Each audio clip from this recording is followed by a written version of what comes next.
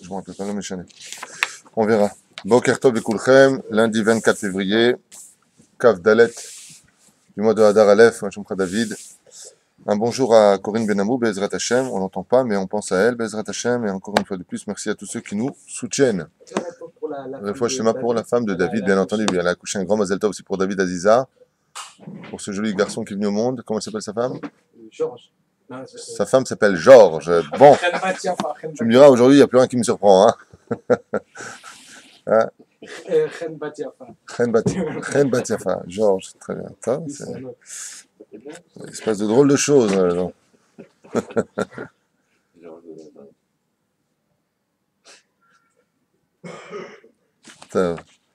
Ok, sans plus tarder, nos deux halakhot. Ah, d'accord. C'est à propos de Hanouka. Est-ce qu'il est le deuxième tome de ça, tu sais, toi? Ils en ont fait plusieurs, mais il y en a qui se ressemblent plus ou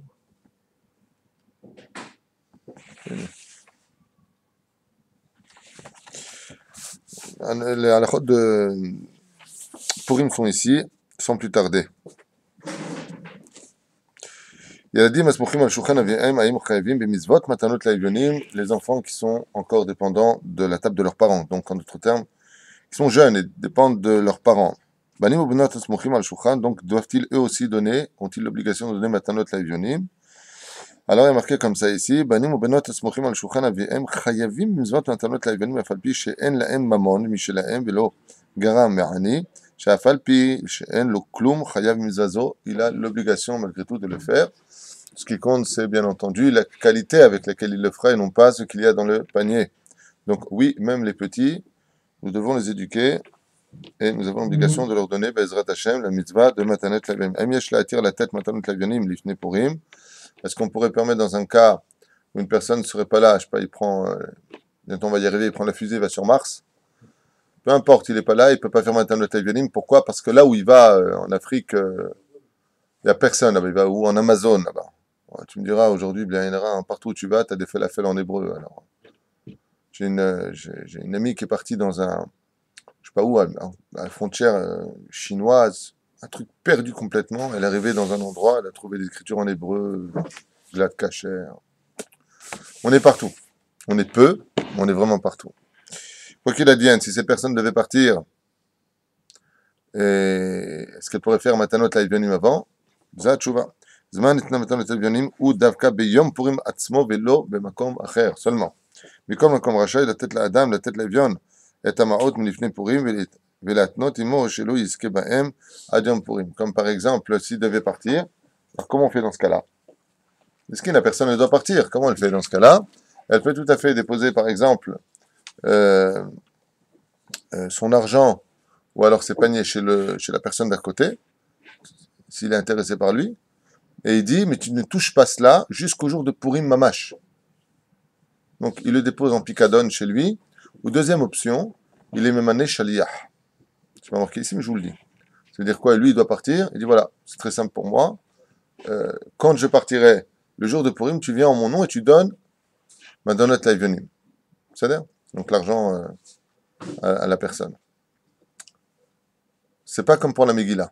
Personne qui devait prendre le bateau, on avait dit qu'il devait partir ailleurs, si il ne peut pas le faire le jour de Purim pour X raison, dans ce cas-là, il pourra lire la Megillah à partir du Aleph Be'adar, mais sans bénédiction. Voilà. On s'arrête là pour la halachot. Ah, on donne un chaliard, par exemple, on dit tu donnes à telle personne. Et ce chaliard-là, lui prend. C'est sur qui la faute? Parce que. Shaliach. Au chaliard? Oui. On dit il est hiver, peut-être qu'il a tenté en lui donnant. Il donne l'argent à un voleur professionnel. C'est sûr que là, l'Ifnei hiver, le titan Mirchol, mais on considère que le peuple d'Israël ne sont pas des voleurs. Il nous arrive de trouver parmi le peuple d'Israël des gens qui empruntent sans demander. Peut-être. Yallah. Nous sommes dans Masechet Avot, toujours le premier chapitre. Hashem, Hashem, Naaseh, Venatzliach. Amen, Amen. Nous sommes toujours aussi dans les Zugot, qui me demandent Nachon, Vevedan Kolam Gotzrut.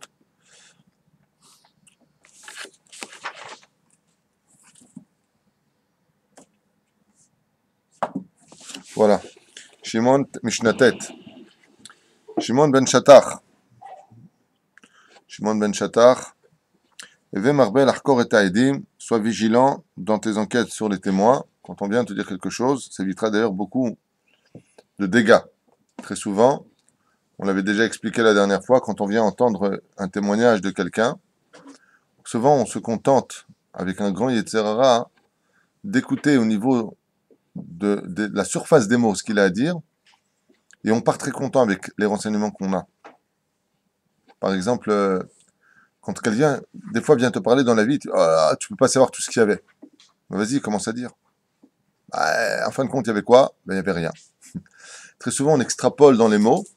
Il faut faire attention à ça. Quand on parle de juger une personne, les Haïdim, par exemple, une femme porte plainte contre X pour avoir eu des abus sexuels. Dougma. Alors, moi, il dit oui, j'étais là, j'ai vu. Tu étais là, tu as vu. À quel endroit ça s'est passé? Tel endroit. Très bien. Et toi, tu étais placé où? Ah bah, je sais pas, à droite ou à gauche. Comment ça, tu sais pas?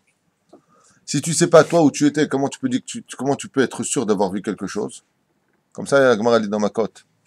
L'arcor est à Edim Etev. Comment tu peux dire que tu étais là-bas? Comment tu étais là-bas? Qu'est-ce qu'elle portait comme chemise? Qu'est-ce que lui portait la personne? Quelle couleur étaient ses cheveux? Tu as vu ou tu as pas vu? Quand tu as vu, tu sais? Alors je ne me rappelle pas exactement. Tu te rappelles pas? On va appeler le deuxième témoin. L'arcor est à Edim, l'or est à Ed. Pas le témoin. Les témoins, la Torah n'acceptera jamais un seul témoignage. C'est pas valable. Pourquoi? Parce que l'objectivité d'une personne peut être trompeuse. Une personne qui a vu un film d'horreur la veille, elle voit une action qui ressemble à ce qu'elle a vu, pour elle, elle a déjà extrapolé sur Jacques l'Éventreur. Alors que pas du tout. C'est ton esprit qui est tordu. La reine, il faut deux témoins, et vérifier que les témoins, puisqu'ils ont vu la même scène, donnent exactement le même témoignage. Moi, je glisse un petit peu de cette Mishnah sur le Lachon Hara. Souvent, tu vas entendre des gens qui vont te dire, oh là là, celui-là, c'est un arnaqueur. Sur quoi tu te bases? Est-ce qu'il t'a pris d'argent Bichlal pour que toi, tu parles? Bah, l'autre, il m'a dit. L'autre, il t'a dit, qui c'est l'autre? Tu vas voir l'autre. C'est un arnaqueur? Ouais, on m'a dit. Ah, toi aussi, on t'a dit. Fais très attention. Fais très attention à ce que tu entends sur les gens. Fais très attention quand il se passe des choses autour de toi. Pourquoi? À tel point que la halakha nous a dit, nous a mis en garde, celui qui écoute du Lachon Hara sera puni plus que celui qui l'a dit lui-même. Pourquoi? Parce qu'il avait le potentiel en lui de lui dire, je ne veux pas entendre. C'est-à-dire, il pouvait arrêter l'autre. Ouais. Faire une khakira, alors, ça revient. C'est impératif de faire des khakira. Il faut faire des khakira. C'est comme ce qu'on entend. Khakira veut dire, pour ceux qui nous écoutent, des enquêtes. Oui. Une enquête.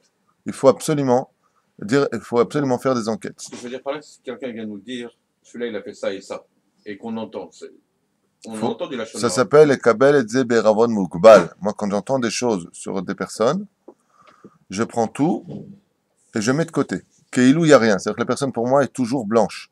Mais je l'ai entendu quand même. Ça veut dire quoi? Je n'en tiens pas compte. On ne sait jamais. Pourquoi? Parce que la Gemara nous dit Chabdeu vehashdeu. Tu te dois de les chabed d'une personne, mais tu te dois de le maintenir aussi en méfiance. On ne sait jamais. Il ne faut pas être le côté tous les juifs sont bons, nous sommes tous des frères. Tu vas vite finir sans un sou, d'une certaine façon, sans faire du avak lachon hara chas v'shalom. Mais les chachamim nous disent chashdeu. Mazé chashdeu, tarchot bon. Ne sois pas un bête comme ça, avoir de l'aïmouna gratuitement. D'accord? À la fin, il faut faire attention à cela.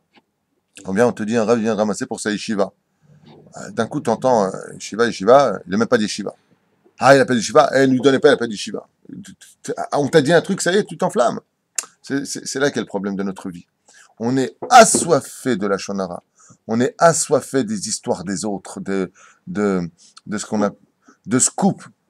Et on vérifie rien. On vérifie rien, comme les journalistes. C'est les professionnels de la calomnie, du lachon hara et des scoops inventés. Une fois, j'ai eu très très très longtemps une histoire, l'homme échané, une histoire douloureuse à Netivot. Et dans le journal Yediot Aharnot, ils avaient marqué père de 9 enfants. Moi, je suis père de 9 enfants. Je viens d'une famille de 9 enfants. Ils avaient marqué père de 9 enfants. Ils ont à peine posé des questions sur l'histoire que c'est devenu tout de suite. Quelqu'un a dû leur dire je crois qu'il a 9 enfants ou qu'il vient d'une famille de 9 enfants. Journaliste, père de 9 enfants. Mais vérifie les choses. Allez, vaille que j'ai 9 enfants, amen. Vous comprenez ce que je veux dire? Ah, dans le journal, ah ouais, Rav Tuitou, il a 9 enfants. Je n'ai pas 9 enfants. Allez, vaille, Bezrat Hashem. Vous comprenez? Hop, on prend, on note, tac, on fait. Ça s'appelle des 8 dires.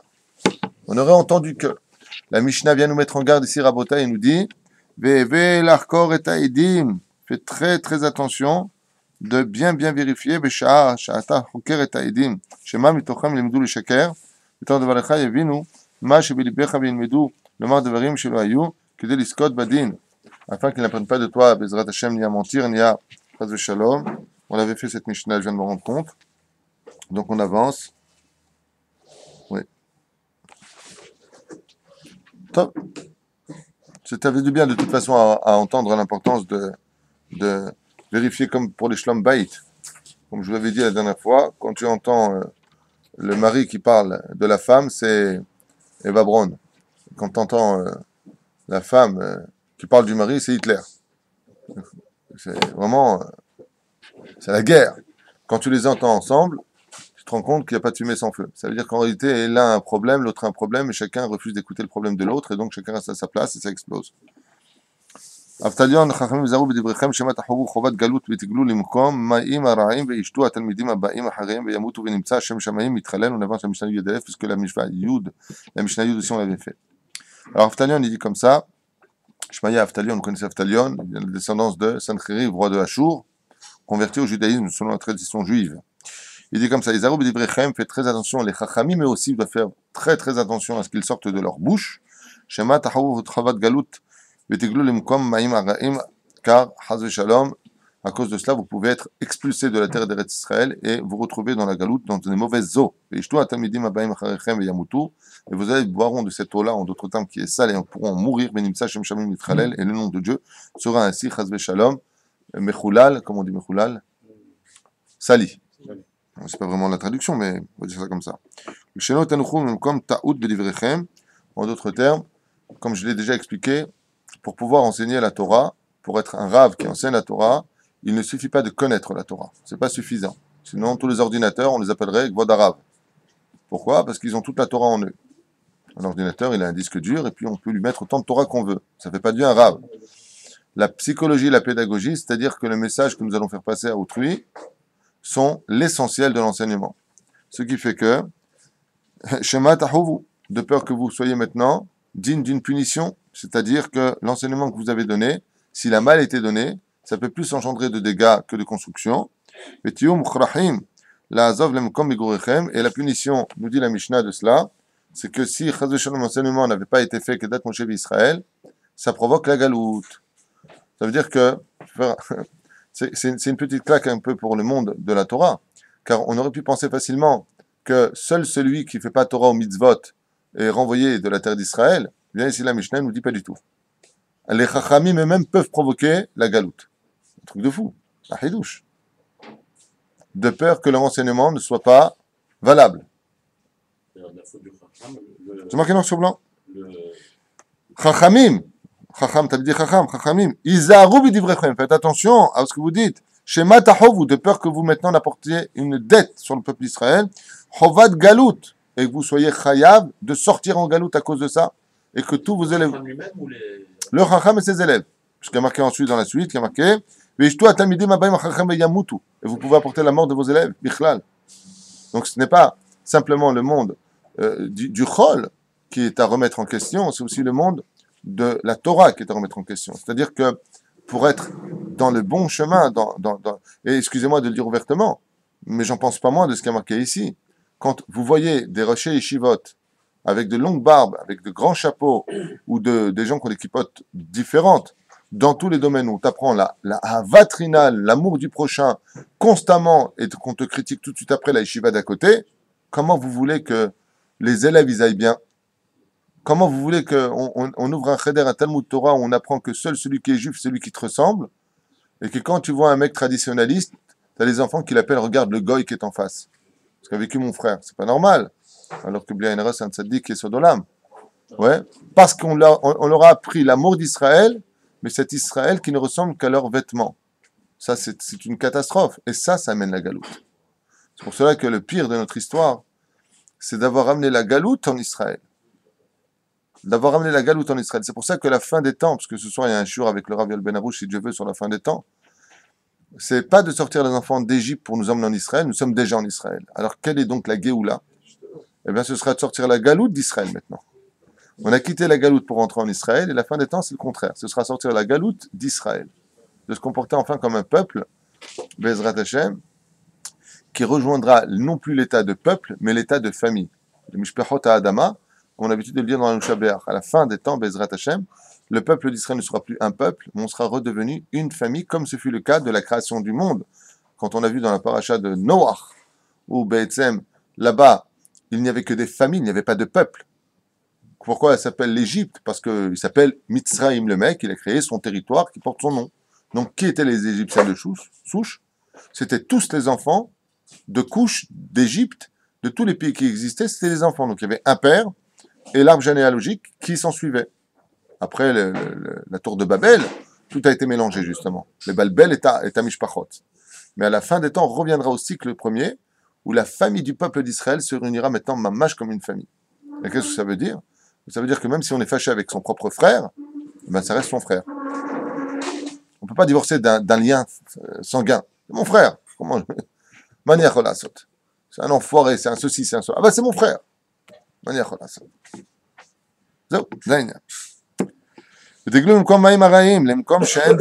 Qu'est-ce qu'on appelle Maïm Raïm? Non, merci beaucoup. Qu'est-ce qu'on appelle? Et vous irez dans un endroit où on a dit vous aurez de l'eau sale. Qu'est-ce que c'est un endroit où vous avez de l'eau sale d'après vous? Un endroit où il n'y a pas de Torah. Chez Zenikram Maïm Raïm. Pourquoi? Parce que la Torah et les sciences sont appelées de l'eau. Tout ce qui vient abreuver un homme dans ses connaissances s'appelle Maïm. Seulement, Yesh Maïm Shem Teorim, c'est la Torah. Veyesh aussi Maïm Raïm. Ce sont les sciences différentes de la Torah. Et pourquoi est-ce qu'elles sont appelées Raïm? Quoi, alors on ne peut pas apprendre les sciences des autres? Si, qu'à une condition, c'est que d'abord tu as les sciences de la Torah dans les mains. D'abord, tu deviens un grand Torah, après tu peux prendre un bon métier. Aval pas le contraire. Et il dit ici, Ve'em kinu le da'ot v'nifsedot be'emunat kozvot ve'sham yevinu mitor divre'em devarim she'enam agunim. Ils finiront par comprendre des choses qui ne sont plus d'analyse de la Torah, mais des analyses d'eux-mêmes, en d'autres termes. Et en fin de compte, ils comprendront comme ils veulent comprendre la Torah, comme ça les arrange de comprendre la Torah, qu'on peut l'appeler aujourd'hui directement des réformistes. Ça me dérange, dans ce que j'ai envie de vivre, ça je base. Il y a beaucoup de gens, malheureusement, qui font les courses, font le supermarché des mitzvot.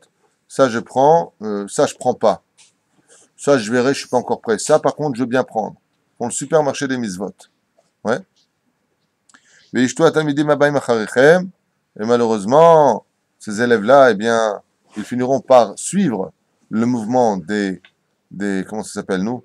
Des rabbanim, qui des fois, tu sais plus si tu rentres dans un muséum chez eux avec des cadres de Picasso et tout ce qui va avec. On sait bien, hein, on n'est pas là pour juger.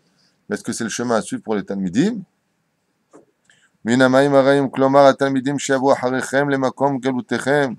Et là-bas, malheureusement, ces mêmes élèves qui viendront vous suivre, vous les rabbanim qui êtes restés là-bas, finiront par suivre votre exemple. Oh, Pirchut Talmidim, Shel, Hador Rabba Acharichem. Il y en a qui disent pas les élèves eux-mêmes, mais la génération qui suivra. Et donc, malheureusement, ils suivront ce mauvais exemple-là et finiront par mourir. Ça veut dire quoi mourir? Perdre leur monde futur. Yamutu Mitar Ruchanit. Voilà, j'ai devancé. Chez Azvu et Torah Veiyu les Kofrim. Ils se comporteront comme des Kofrim Batorah Lo Alenu Velo Alechem, comme des gens qui réfutent la Torah ou qui rediscutent la Torah ou qui remettront la Torah en question une fois de plus. Et malheureusement, les Juifs tomberont dans leur spiritualité. Mais qui est à la base de tout cela? Les rabbanim. C'est pour cela que très souvent on a posé la question pourquoi et comment se fait-il que dans les pogroms nous ayons vu des rabbanim, eux aussi qui étudiaient la Torah, qui faisaient Shabbat, rentrer avec les autres dans la mort, tout simplement parce qu'ils ont une part de responsabilité dans ce qui se passait ici. Nous avons tous une part de responsabilité chez Hachem, il n'y a aucune injustice. Tout ce que Dieu fait, c'est Haemet ve'hu tzodek. Va'anachnu l'sha'nu, c'est ce qu'on dit. Va'ata tzadik alenu, ki anachnu l'sha'nu. Car toi tu es tzadik sur nous Hachem, ki anachnu l'sha'nu. C'est-à-dire qu'il n'y a aucune injustice. Il n'y a aucune injustice. Il faut que les rabbanim, Be'ezrat Hachem, ici présents, prennent bien en compte les avertissements de la Torah. pour ça que j'invite d'ailleurs tous les rabbinim qui nous écoutent de Khoutzlaret, si c'est le cas, d'arrêter de se conforter dans leur galoute et de commencer à envoyer nos frères sur la terre d'Eretz Israël pour accomplir la mitzvah du Yeshuv Eretz Israël selon le Ramban et Be'ezrat Hashem pouvoir rejoindre la grande famille du peuple d'Israël. C'est pour ça qu'en Israël, il y a beaucoup de chutzpah. C'est pour ça qu'ici, tu as l'impression, on ne se connaît pas, comment tu me parles? Oui, parce qu'en Galoute, il y a un peuple, ici, il y a une famille. Alors rejoignez la famille d'Israël. Remez bazé mashera l'antignosh issocho im tzadok ou baïtous, comme on l'avait vu là-bas au début avec les tzidukim et les baïtoussim, qui pour un enseignement mal fait, ils ont créé justement les deux nouvelles religions qui accompagnèrent par la suite le peuple juif, comme le précise le Rambam, qui mange bien nous, le Mishnah Gimel. Hillel veshamay kiblumel. Hillel, il dit comme ça. Eve mitalmidav shel Aaron, oev shalom verodev shalom, oev et arveriot korvan la Torah. Alors, Hillel et Shammai, vous savez que ce sont deux écoles. Hillel et Shammai sont deux écoles qui sont divisées dans deux tensions différentes. L'un qui représente Midat Adin, c'est Shammai, et l'un qui représente Midat HaChesed, donc la patience, donc l'écoute, donc la compréhension qu'il faut monter petit à petit les échelons. Shammai, lui, il porte bien son nom, il vient du monde de Shamaïm, il est proche d'Hachem, qui vient. Hillel, lui, il vient du dévoilement d'Akadosh Baruch Hu sous un autre vêtement. Alors, ça veut dire quoi ce que je suis en train de dire? Shammai représente la Midat Adin, ça veut dire qu'on n'a pas le temps d'attendre que monsieur fasse teshuva. C'est comme ça que ça se passe ici. Hillel, lui, c'est celui qui est capable de comprendre que le peuple n'est pas encore au niveau, donc il faut l'attendre. Mais il faut l'attendre, et il nous met en garde. Pourquoi?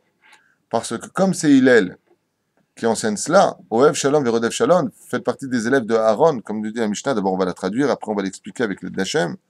Faites partie donc des élèves de Aaron qui aiment la paix, poursuivent la paix, qui aiment toutes les créatures et qui les rapprochent vers la Torah. Et regardez ce qu'il dit à la fin, et qui les rapproche vers la Torah.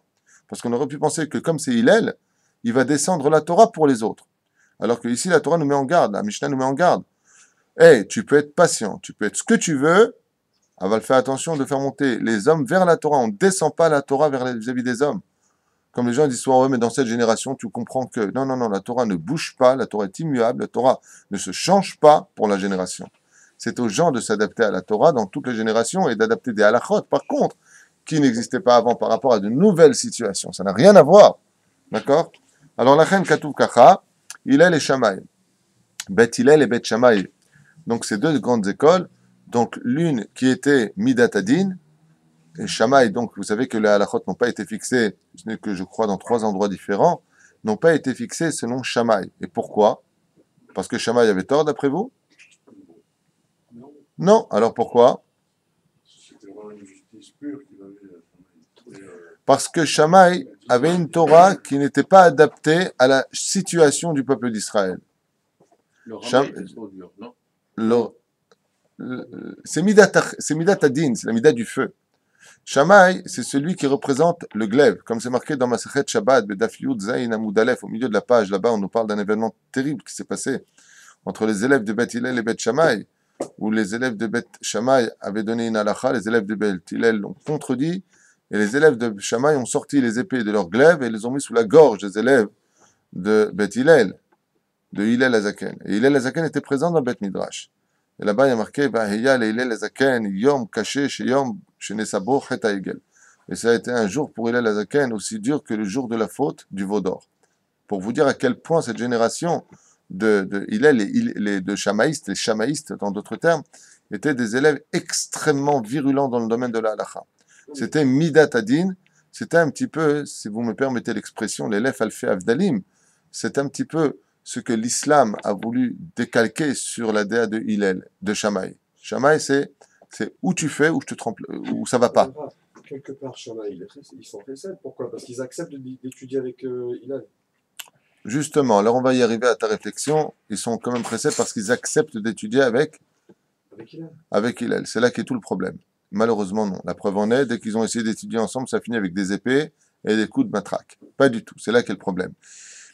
Hillel et Shammai étaient capables d'étudier ensemble, et Hillel et Shammai étaient capables de marier leurs enfants ensemble. C'est ça la grandeur du peuple d'Israël. Hillel et Shammai. Pourquoi? Parce qu'ils se battaient les Shem Shammai. Et quelle différence il y a-t-il? Comme on le dit, Bet Hillel ve Bet Shammai, si tu regardes bien, ça fait Bet He ve Bet Shin. Baruch Hu ou Baruch Shemo. À eux deux, quand Baruch Hashem, nous vivons quelque chose entre le monde d'en haut et le monde d'en bas. Donc, je vais manger quelque chose dans ce monde, donc de la matière.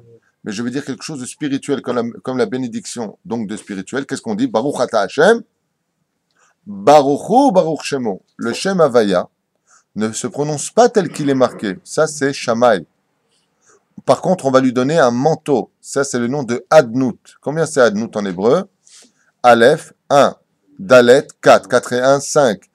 Ensuite, Nun, 50. Ça nous fait combien? 55. Plus Yud, ça fait donc 65 en Gematria, Adnout. Hillel, ça s'écrit He, Lamed, Lamed. He, 5. Lamed, 30. Lamed, 30. Ça fait 65. Ça veut dire que Hillel, Gematria, Adnout. Tandis que Shammai, lui, représente le Shem Havaya. Tant que nous ne sommes pas capables de pouvoir prononcer le Shem Havaya, parce qu'on n'a pas encore le niveau, Shammai ne peut pas se présenter dans les halachot. Mais quand viendra le Melech HaMashiach, Bikarov, Bikarov, Amen, eh bien vous verrez, Be'ezrat Hashem, que nous passerons des lois de Hillel aux lois de Shammai. Parce qu'il est évident que Shammai a autant raison que Hillel dans les halachot. Seulement, c'est une question d'adaptation du niveau du peuple d'Israël. Shiverim panim la Torah, il y a plusieurs façons de gravir le Har Sinaï. Choisis ton chemin, mais ce soit un chemin qui soit bien entendu référencé par les Avot Akdoshim jusqu'au don de la Torah Kemouvan. Pourquoi? Parce que nous avons besoin d'adapter cette halakha avec patience, tolérance, longanime. Il faut être pachout au niveau de pouvoir faire avancer le peuple d'Israël. Et c'est pour ça qu'un des plus grands hillélistes que nous ayons connus dans cette génération a été le Rav Ovadia Yosef, Zecher Tzadik Kadosh Ibracha, qui a adapté, grâce à Dieu et son savoir, une Torah accessible, un enseignement d'halakha accessible pour cette génération, bien entendu en se référençant dans toutes les lois de Hillel Azaken, Baruch Hashem, pour pouvoir faciliter un temps soit peu notre vie et non pas nous l'endurcir. Donc tu peux être mahmir pour toi si tu veux, mais qu'est-ce que dit la halakha minadin? Est-ce que je peux ou pas? C'est ce que vient nous enseigner ici, quoi qu'il advienne, Hillel. Hillel, donc, réincarnation de qui plus est de Aaron, il dit ici, Evem italmidav fait partie des élèves de Aaron, Oev Shalom, Verodef Shalom, qui aime la paix et qui poursuit la paix. Alors venez, on voit ensemble ce qu'il nous enseigne ici, comme il a appris Hillel, élève de Aftalion, Hillel Eve mitalmidav shel Aaron, lamad mividotav shel Aaron HaKohen, liot oev shalom, bencha ou ben achirim, qui aimait la paix. Alors qu'est-ce que ça veut dire le mot qui aime la paix? Oev shalom. Oev la'asot shalom. Normalement, on aurait dû lire qui aime faire la paix. Alors qu'est-ce que veut dire le mot ici, oev shalom? Normalement, Rabotai, quand on vient et qu'on dit, comme l'enseigne maintenant en Kéati, qu'est-ce qu'il dit ici? Qui dit, regardez, bencha le ben chavero, ben achirim, entre toi et son prochain. Donc en hébreu, nous aurions dû lire Oev la'asot shalom, ve'oev lirdof et shalom. Mais ici, c'est pas marqué ça. Qui aimait, qu'est-ce qu'aimait exactement Hillel Azaken? Non. La situation. Non. Et on cherchait de... Non. Qu'est-ce qu'aimait Hillel? C'est marqué Oev Shalom. Si vous ne comprenez pas ça, ce sera toute notre vie de la littérature à lire et puis on ne le vivra jamais. Oev Shalom. Shalom, c'est le nom d'Hachem. Hier, on avait posé la question, est-ce qu'on a le droit de dire avant la prière Shalom à quelqu'un quand on sort de la maison, on vient de sortir de la maison? Non. Pourquoi? C'est le nom d'Hachem. Comment tu prononces le nom d'Hachem sur une personne avant d'avoir dit Baruch Ata Hashem dans tes prières? Donc d'abord, il faut savoir que le nom de Shalom, c'est le nom d'Akadosh Baruch Hu. C'est-à-dire que quand la Shrina réside au fin fond de la perfection du peuple d'Israël, donc automatiquement on a la bracha. Qu'est-ce qu'amène la bracha? Le Shalom. Comme on le dit tous les matins, quand Dieu peut s'installer sa shrina dans le shalom, alors il amène la bracha automatiquement. Il faut qu'il y ait le shalom pour la bracha. Maintenant, Hillel, qu'est-ce qu'on pourrait penser? Qu'il aime faire le shalom entre les uns et les autres? Bah, tant mieux pour toi, Hillel, on va te mettre une boulette tunisienne. Chazak ou Baruch, le mec, il aime bien s'occuper des autres. Donc il a créé une yeshiva qui s'appelle SOS Société, nous sommes là pour vous aider. C'est pas du tout ce qui a marqué. Il y a marqué Oev Shalom. Qui il aime? Le nom d'Hachem qui s'appelle Shalom.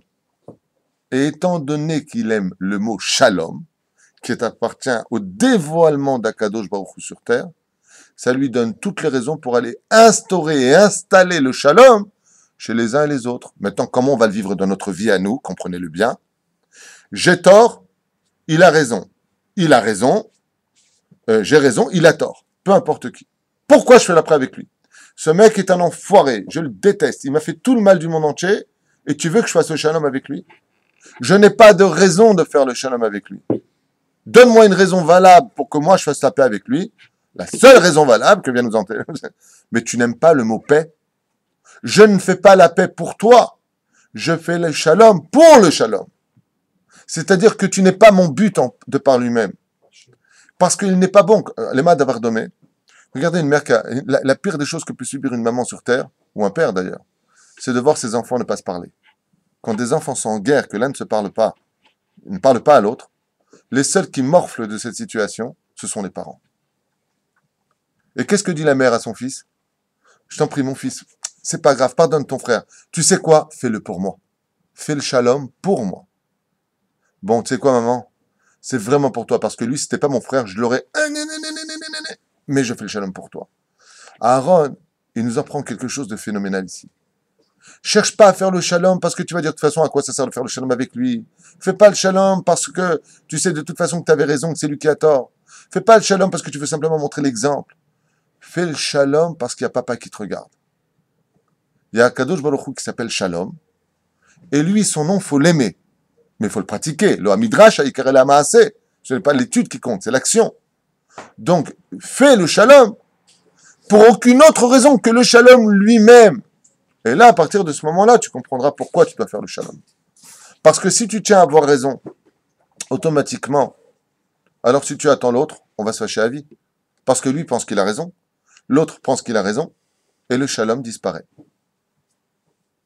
C'est pour cela que la plus grande perte du peuple d'Israël n'a lieu que quand on est complètement divisé. C'est la sinat rinam.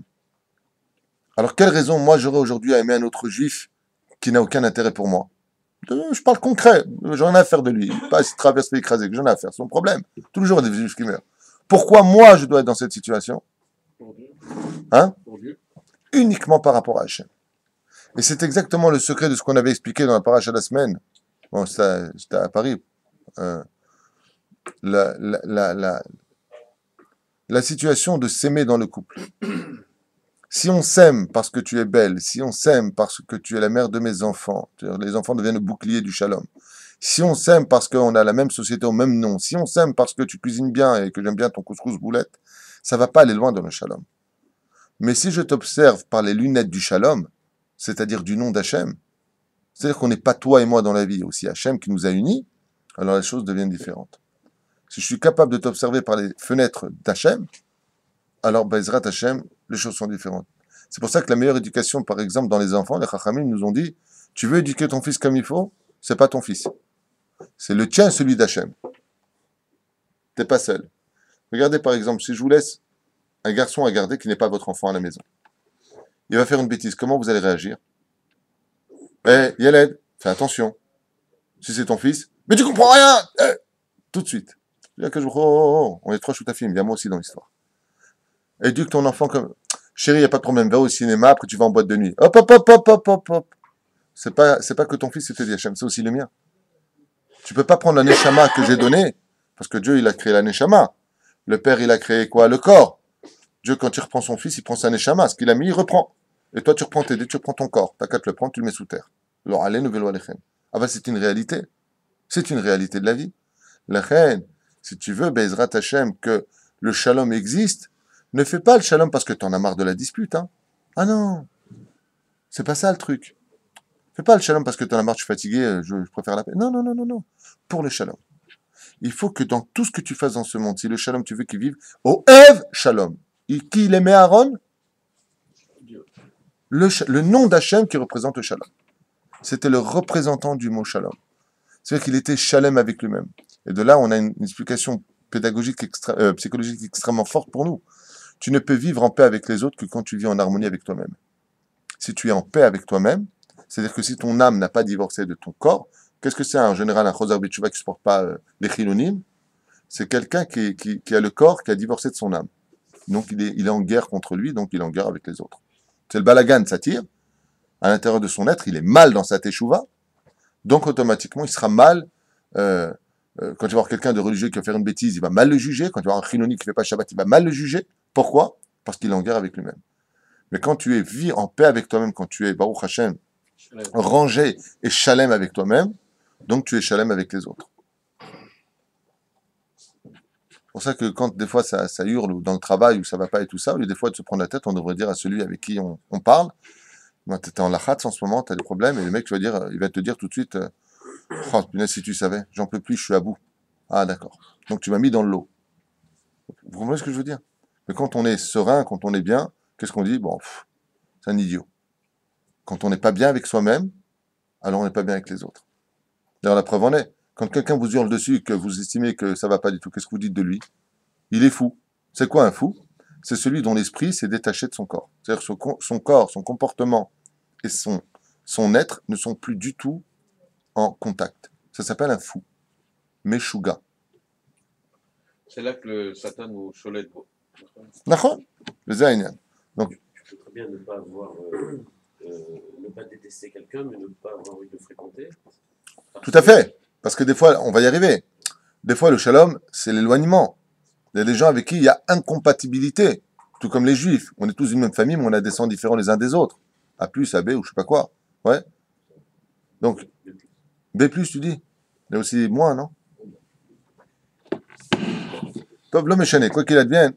Mais attention, s'éloigner ne veut pas dire haïr. Comme j'ai souvent dit, il y a très très longtemps de cela, j'ai vu comme ça une personne qui s'est disputée avec l'autre. Il a commencé à le maudire, commencé à dire des mots vraiment pas jolis du tout. Et cette personne est venue me voir au Beth Midrash et je lui ai dit, tu sais que si tu savais ce qu'il attend pour ce qu'il t'a fait, tu prierais pour lui. Il m'a répondu qu'il crève. C'est clair, en tout cas chez lui, sa haine était prononcée. Alors j'ai sorti Minchat Yehuda de Rabbi Yehuda Ptaya et je lui ai lu ce qui attendait la personne après la mort pour telle et telle avéra. Et ce mec me dit, oh là là, le pauvre, ah non, pas ça. Alors non, bah, je lui pardonne. Ouais, shalom.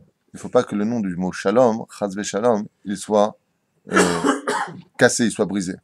Parce que si on savait ce qui attend les gens qui nous ont manqué de respect, les gens qui nous ont fait du mal, si on savait ce qui les attend, si vraiment on savait ce qui les attend, je peux vous promettre, je vous l'affirme, que vous-même vous arrêterez les anges qui lui feraient du mal. Arrête, ça va. Je n'ai pas demandé ça pour lui. Bon, on n'irait pas plus loin. On ne se rend pas compte de ce qui attend une personne, car rien dans ce monde n'est oublié. Tout se paye, ne l'oubliez jamais. Tout se paye. C'est qu'une question de temps et qu'une question. C'est pour ça que mieux vaut demander pardon que d'aller payer après. Dans la Zougiout, c'est pareil. C'est pareil dans la Zougiout. On peut tout à fait être avec son épouse en shalom, et si chas v'shalom on est arrivé au shlav, lo alenu velo alechem du divorce, il faut savoir se séparer aussi dans le shalom. Par exemple, un homme divorce de sa femme, et cet homme se remarie. Qu'il fasse attention s'il reparle avec la mère de ses enfants, de ne pas lui dire au téléphone, enfin bon, ma femme n'est pas d'accord parce qu'elle pense que... Ne dis pas le mot ma femme à celle qui fut ta femme. Pourquoi? Parce que le mot ma femme, ça peut lui faire du mal. Ça aussi, tu le paieras. N'appelle pas devant ton ex-femme qui n'a pas refait sa vie, alors que toi, tu as refait la tienne. Devant ton ex-femme, tu appelles l'autre mon amour. T'as en droit, je fais ce que je veux, c'est la mienne, t'avais qu'à pas divorcer. Tu viens de lui faire du mal. Elle va faire la fière, mais ça se paye. Tout ça, ça se paye. C'est pour cela que toute l'histoire de la Torah, comme c'est marqué dans ma Masechet Shabbat, à la page 31, Moud Aleph, à propos de Hillel Hazaken, qu'est-ce que c'est toute la Torah que je puisse apprendre sur un pied? Il lui a répondu quoi? Ne fais pas à ton prochain ce que toi tu n'aurais pas voulu que l'on te fasse. Fais pas des choses comme ça. Ça fait mal à l'autre. Prends compte et tiens compte de cela. Tu aurais voulu toi qu'on le fasse? Alors quand c'est toi qui fais, tu dis je fais ce que je veux. Et quand il s'agit de l'autre qui est en face, tu n'aurais pas voulu être à sa place. Alta, c'est. Ne fais pas ce genre de choses. Bon, on va peut-être avancer. Dans la parenthèse. ורודף שלום שתהא, גם משתדל לעשות שלום בין אדם לחברו, שנאמר, ביקש שלום ורודפהו, בקש שלום ורודפהו, demande la paix et poursuis-la, c'est-à-dire que même si tu n'as pas réussi à faire la paix du premier coup en disant, tu vois, j'ai fait une fois, non, non, continue, et Bezrat Hashem, sois toujours celui qui demande et poursuit le shalom. Bien entendu, même cela doit se faire avec intelligence, car on n'aime pas les gens stupides. On n'aime pas les gens qui sont bêtes. Bon, viens, on fait la paix. Bon, viens, on fait la paix. Non, il faut qu'il y ait du ta'am. Il faut que les choses soient faites avec, comment dire, chokhmah. Car vous savez que, d'un côté, il y a un proverbe qui dit, qui est tellement vrai, on le vit à toute époque. Fuis-moi, je te cours derrière. Fuis-le, il te courra derrière. Vous connaissez ce proverbe. Donc le mec, de l'autre côté, on nous dit, fais attention. Car Bezrat Hashem fait toujours partie de ceux qui sont poursuivis et pas des poursuivants. C'est pas celui qui fait du mal. Aval Bezrat Hashem ne manque pas de respect. Ça peut être vivre en shalom avec une personne. Comme tu as posé la question, Moshe. D'accord? Je ne manque pas de respect, vis à ta place, soyez heureux, Bezrat Hashem de votre côté à vous, que Dieu vous donne tout ce que vous désirez, et shalom à l'Israël. Non, shalom. Est-ce que toi, comme je dis souvent, celui qui peut atteindre un niveau extrêmement élevé dans ce monde, c'est celui qui pourra dire à sa femme, à ses enfants, à ses amis, à sa société, à qui vous voulez sur terre, est-ce que tu as quelque chose à me reprocher? Ok, toi et moi, on ne s'entendait pas, mais est-ce que tu as quelque chose à me reprocher? Je t'ai fait du mal? Non. Alors qu'est-ce que tu veux chez moi? L'autre répond une seule phrase. T'as raison. T'as raison. Je t'ai fait quelque chose? Non. À ce matin, on n'est pas obligé de vivre ensemble. Mais par contre, on n'a pas le droit de se haïr. C'est toute la différence.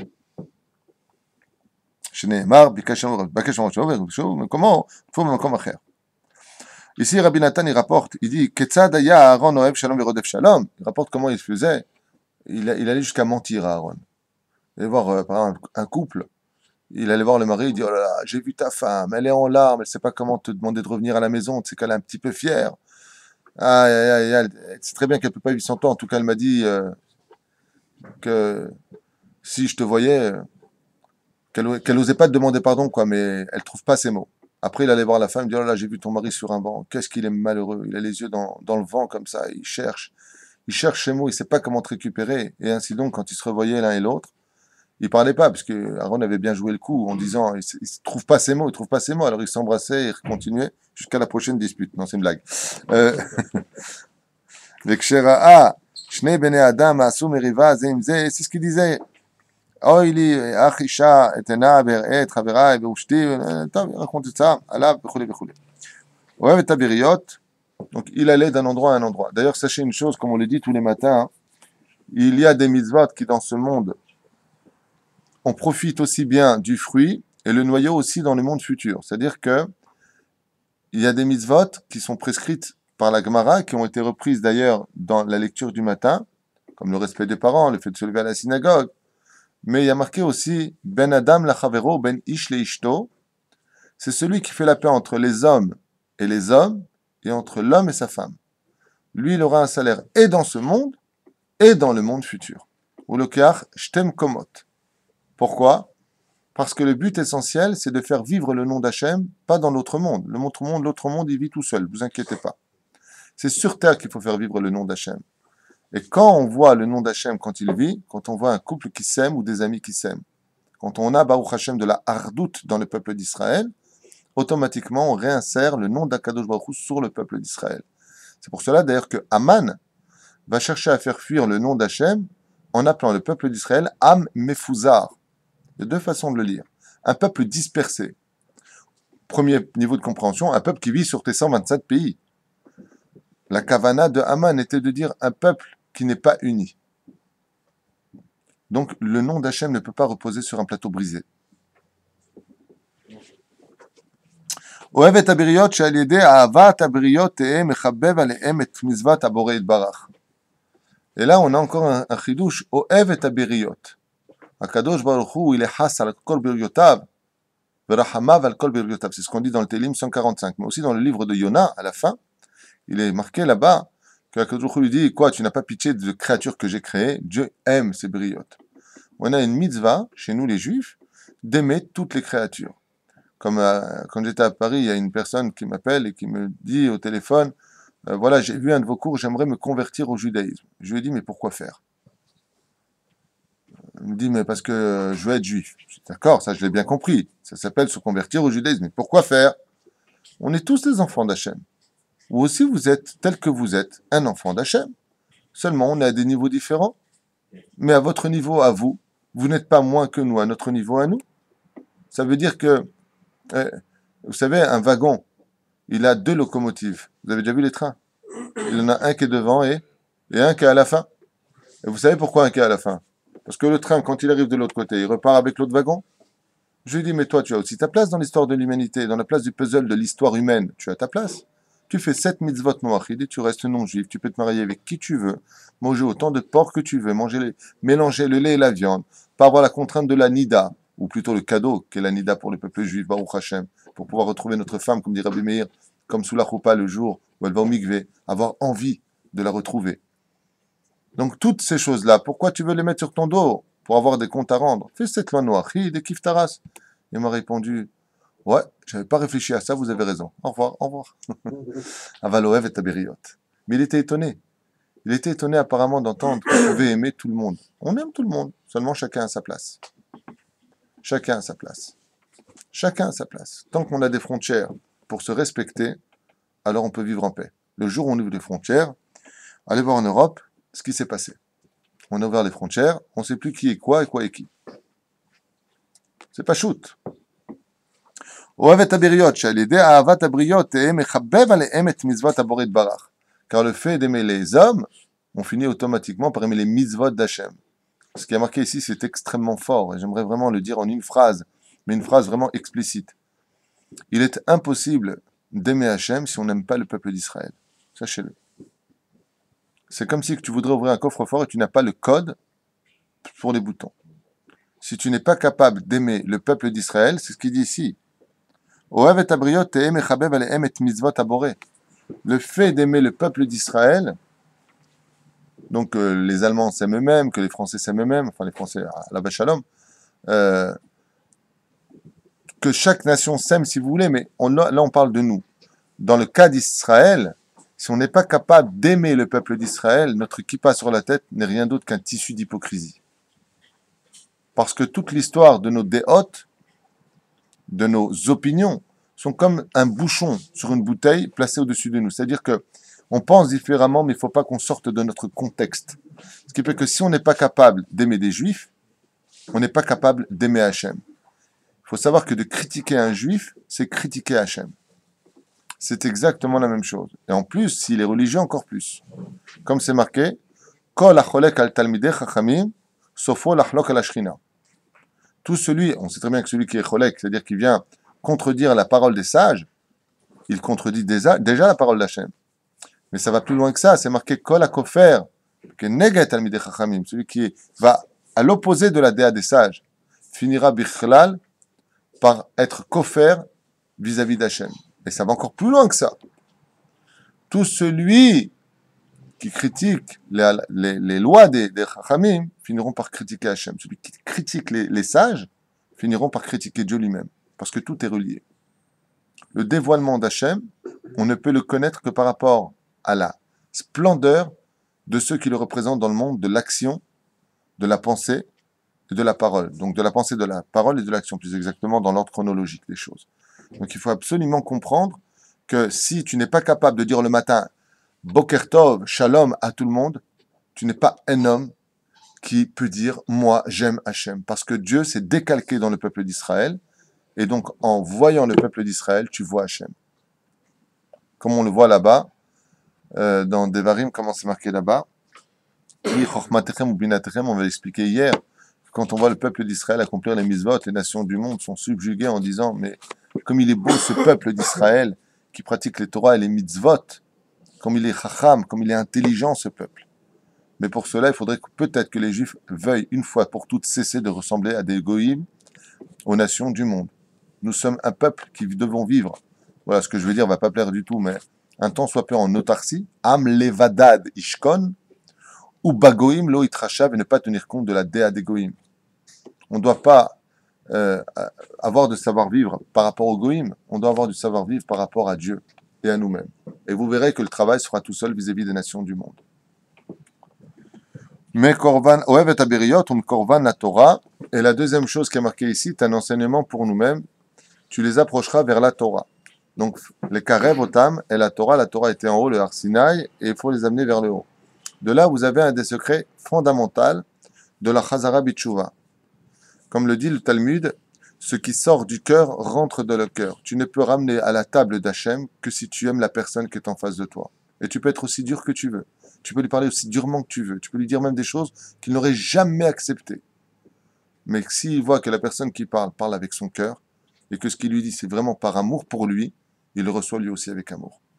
Donc tu peux le rapprocher vers Hachem.